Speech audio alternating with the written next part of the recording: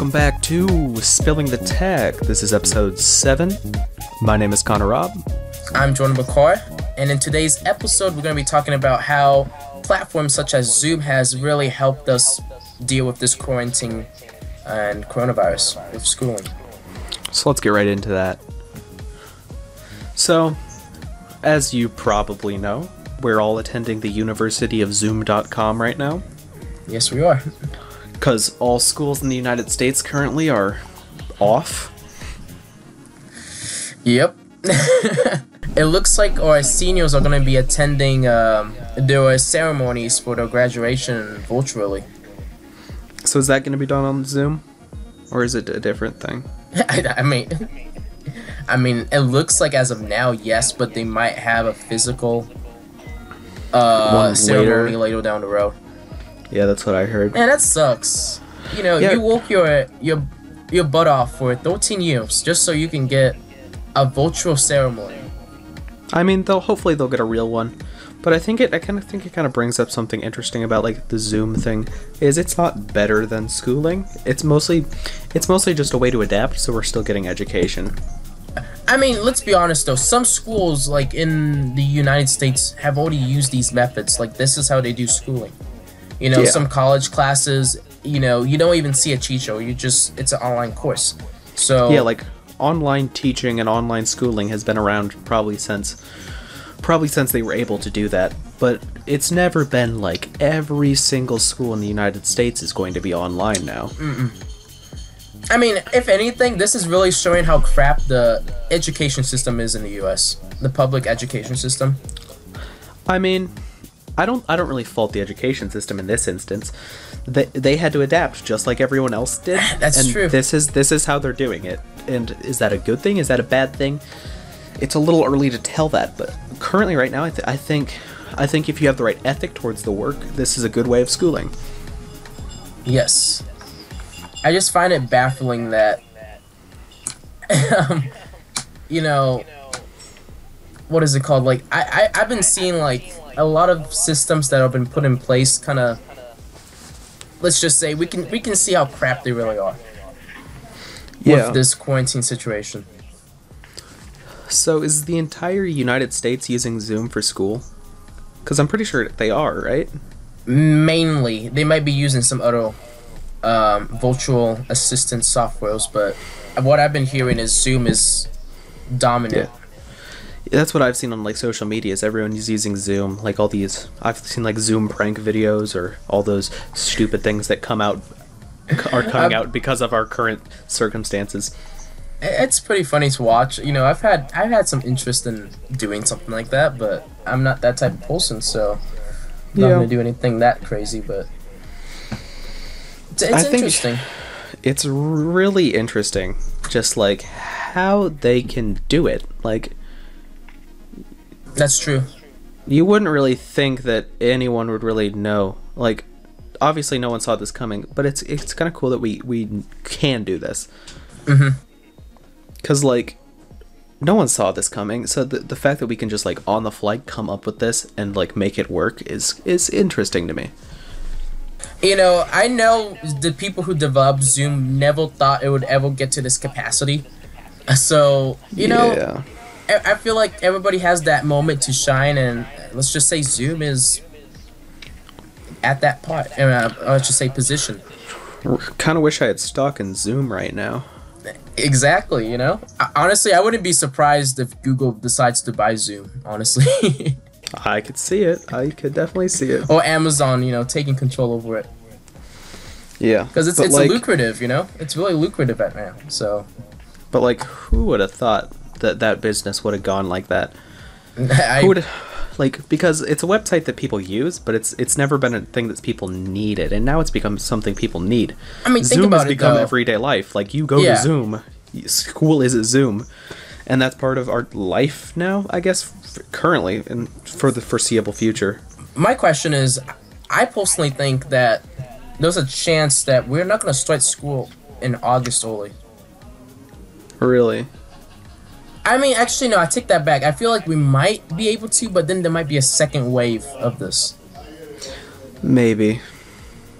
which is problematic. You know, I don't. Yeah, that's definitely problematic. But I mean, we'll probably, again, online schooling. We'll probably find a better way to implement it.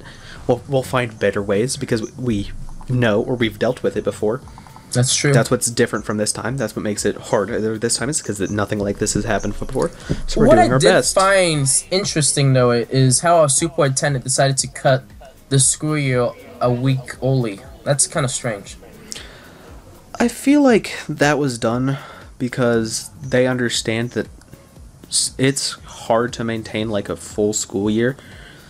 And I think they want to not have to deal with it as much as we want to not have to deal with it. That is true. Like teachers still go to school for the full time. And I'm pretty sure they're getting paid for Zoom meetings now. Well, I mean, I wouldn't complain, you know. You know, because some teachers are limited. Like as a gym teacher, what can you do really? You know, you can't. Yeah. From what I've heard, it's mostly exercise and film yourself. That's what I've heard. I've also heard write down what you eat. I've heard a lot of things. Fill out a document. Those sort of things. There's other classes that I think are much more interesting that I don't even know how you would approach, like carpentry, metalworking, robotics, any of those hands-on classes. How do you do them? Do you just say good luck? Yeah. You just get a passing grade and move on and act like as if you were physically in the class, you know. Or the class just doesn't happen. It just gets dropped. Yeah, dude. Honestly, this thing is really. It's making me ask these kind of questions too because I don't want to get held back. You know, I don't want to have to.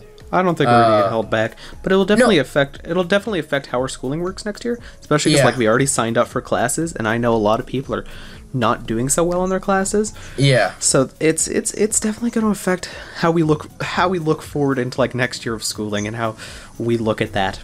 I've been hearing that in some parts of the U.S. they're considering actually restarting the whole year. I don't know why you need to start the whole year again, but that sounds extreme to me. I don't think that's 100% necessary, but if it's at least it's not my district that's considering that. So it is what it is.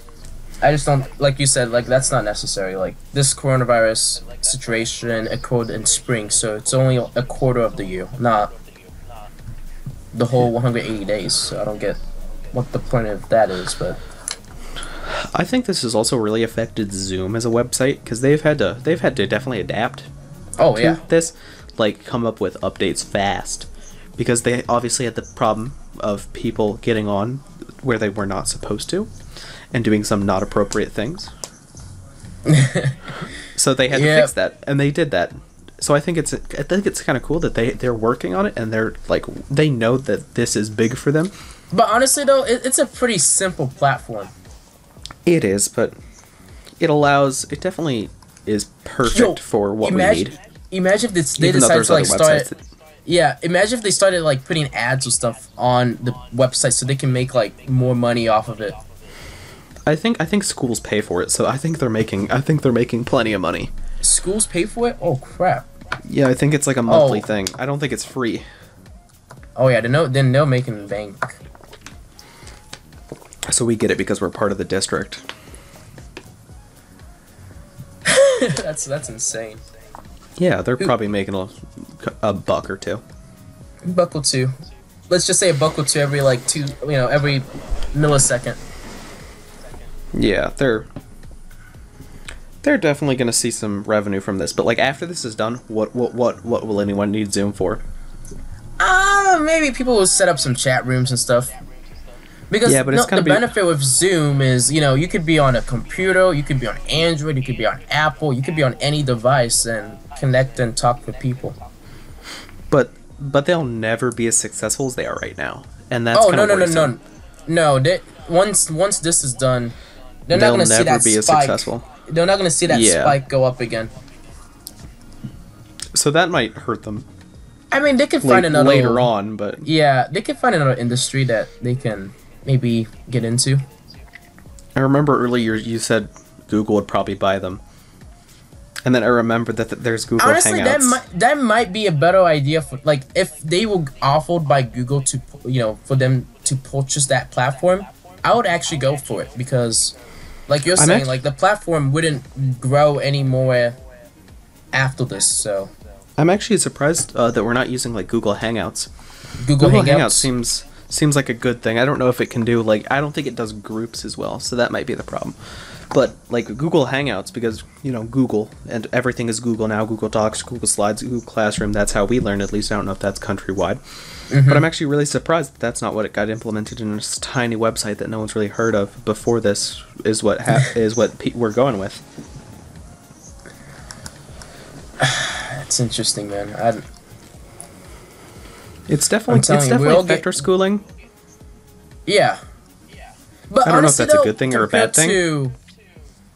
I mean, I would say it's mainly a bad thing, but I feel like our school is more capable and we're better off than most districts. Yeah, but at the same time, I feel like some people are kind of... Because I've had people not attend classes and stuff, so I feel like... But that's not different from normal class. But let's be honest, if you were in an actual school, you would actually show up. I mean, again, there's people who aren't. If you're present, yeah, true. Like, I've had some people who haven't actually even, like, came to any Zoom meetings at all, which is ridiculous. I mean, the way at least it works for us is Zoom isn't 100% necessary. You don't have to go to the Zoom meeting to get your work done. For most of my classes, it's just informational. I know the schools had problems like Zoom classes at the beginning. Some people couldn't load them up. Some people just had to get on their phones.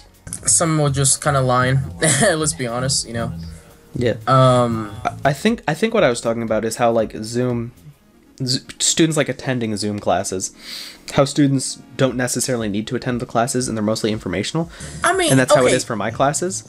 The issue I have is every teacher is so different with their like rules and regulations that I feel like there's no way you can actually, enforce people to go to the classes. I feel like some teachers say that, I'm going to record this session, so you don't technically need to attend the class at that time. So, I feel like it's kind of messed up that some people are getting in trouble for something that they're doing because the teacher says it this way, but another teacher's doing things a totally different way. So, there's really no way of, regulating it. Yeah, exactly. Like, I feel like that's just unfair. Yeah, it's on a teacher-to-teacher bias. But, like, also, most of my classes are informational, so you don't have to go there. You can just do your work. It is nice when teachers record it so you can look back on it and look back on the information. I mean, honestly, though, it's all up to the person. Like, if you want to be successful in life, you would attend the classes. If you don't want to, it's up to you, at the end of the day. It's definitely a mentality thing for how students choose to participate in it. They're there for you. You do them. That's your choice. If you don't want to do it, you can fail. That's also your choice. It kind of shows the different type of people. Like, teachers are working their best. Teachers are doing everything they can. Yep. You kind of see the difference between a work mentality. I personally find it a lot easier to get stuff done when we have Zooms, when I can look at the information, look at the assignment, and then do it. But like you're saying, like, we can see which kids, let's just say, are not reliable. There we go. That's the word I'm looking for. Yeah.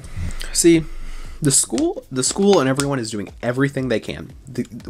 At least for schooling. The world is doing everything it can. It's our responsibility to look at that and do it. And then stay on top of things. Yeah. I mean, we still have school. That's our responsibility. That's true. That's for us. That's not everywhere in the world. Some places just said, you're done. But with school for right now. But it's our responsibility to do our work, and that's up to the individual to get up every morning and actually walk to school. It's just now things have changed, and now you don't really need to leave your house, so now it's up to you to attend your virtual meetings and class meetings. This has been Spilling the Tech, episode 7. I've been Conrad. I'm Jonah Bakar. Thanks for listening.